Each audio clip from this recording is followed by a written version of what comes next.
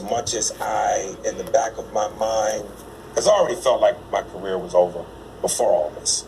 I thought I was blackballed and my shit was over.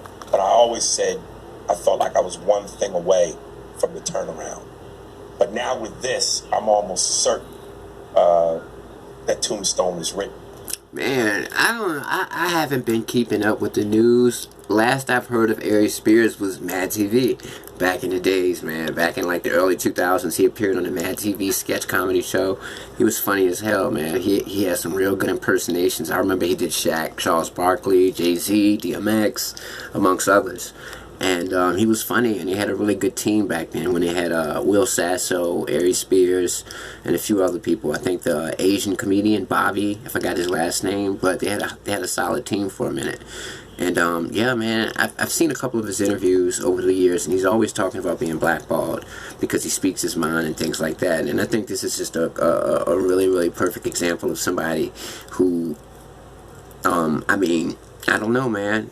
You know, people dream to be in Hollywood and all of that, but, you know, you can get blacklisted, or at least that's what he's saying happened to him. Now, we will never know the true story about Aries Spears because we weren't there, so we don't know what exactly happened, but according to him, he's been blackballed, and I think that this dude is way too talented and funny.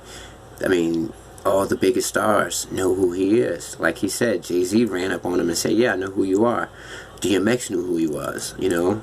I mean, they know who he was, the big-time people in Hollywood. So it's just crazy that he's now on a podcast that gets like 2,000 views per video. He has a podcast called Something and Steinberg, Spears and Steinberg, I think, him and his buddy.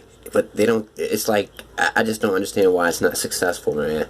I don't know if he's blackballed on YouTube. If that blackball extends so far as to it's blocking his search results and it's shadow banning him. I don't know. That could be possible. But Pierre, another comedian, actually made a video expressing sympathy and empathy for Aries Spears because, like I said, man, when people start talking this defeatism and sound like they're defeated, you never know what's going to happen next, man. People get sad and they do stupid things. He's also beefing with FaZe Hunt Love, another comedian. But comedians are messy. They beef just like rappers. So this is really nothing new. But I'm just sad to hear Aries Spears sound like he's defeated, you know? Peace.